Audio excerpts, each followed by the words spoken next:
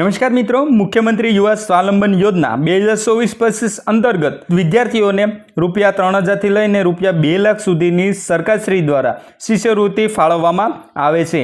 જ્યાં મિત્રો હું વાત કરી રહ્યો છું MYSY યોજના વિશે કે જે 24-25 અંતર્ગત સરકારશ્રી દ્વારા જે વિદ્યાર્થીઓને ગુજરાતના સ્નાતક ડિપ્લોમા કે ડિગ્રી અન્ય માન્ય કોઈ થયેલું ઉચ્ચ શિક્ષણમાં પ્રવેશ મેળવવા માટે સરકારશ્રી દ્વારા સહાય એટલે કે સ્કોલરશિપ પૂરી પાડવામાં આવે છે। તો આજના વિડીયોમાં આ યોજના વિશે સંપૂર્ણપણે ચર્ચા કરીશું કે કયા ધોરણમાં તમને કેટલી સહાય મળશે, તેમજ આવક મર્યાદા કેટલી હોવી જોઈએ, આ યોજનાની પાત્રતા શું રહેશે, ડોક્યુમેન્ટ શું રહેશે, તેમજ અરજી તમારે ક્યાંથી કરવાની રહેશે, સંપૂર્ણ વિગતવાર સચોટ ચર્ચા આજના વિડીયોમાં અમે આપને જણાવવાના છે।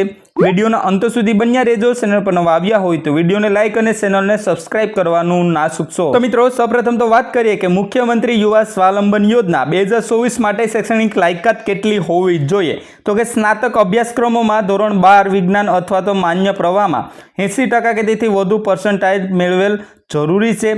તેમજ ડિપ્લોમામાં અભ્યાસક્રમમાં ધોરણ 10માં 80% કે તેથી વધુ પર્સન્ટાઇલ મેળવેલ જરૂરી છે।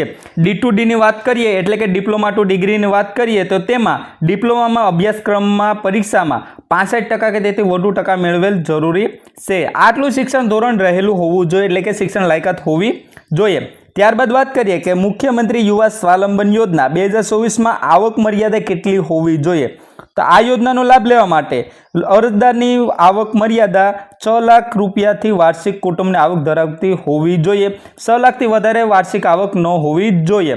હવે ત્યારબાદ વાત કરીએ કે મુખ્યમંત્રી યુવા સ્વાવલંબન યોજના એટલે કે MYSY 2024 અંતર્ગત તમારે આમાં અરજી કરવા માટે જરૂરી ડોક્યુમેન્ટ શું જોશે। તો કે આધાર કાર્ડ જોશે, માર્કશીટ એટલે કે ધોરણ 10 અથવા તો 12ની માર્કશીટ જોશે, એડમિશન લેટર એટલે કે ડિપ્લોમા અથવા તો ડિગ્રી કોર્સમાં પ્રવેશ મેળવવાનો પુરાવો જોશે, તેમજ ટ્યુશન ફીની રસીદ જોશે એટલે કે તમામ ટ્યુશન ફી ભર્યાનો પુરાવાની સ્વ સર્ટિફાઈડ નકલો જોશે, તેમજ સેલ્ફ ડિક્લેરેશન એટલે કે મૂળ જોશે, આવકનું પ્રમાણપત્ર અથવા તો મામલતદાર અથવા તો TDO દ્વારા જારી કરાયેલ જે આવકનું પ્રમાણપત્ર હોય તેમની જરૂર પડશે, સંસ્થાનું આચાર્યનું પ્રમાણપત્ર, તેમજ હોસ્ટેલ અને ભોજનની ફી રસીદ, બેંક પાસબુક પ્રથમ પાનાની સ્વ સર્ટિફાઈડ નકલ જોશે। આ એટલા ડોક્યુમેન્ટની આ MYSY 2024-25 અંતર્ગત જે યોજનામાં લાભ લેવા માટે ડોક્યુમેન્ટની જરૂર પડશે।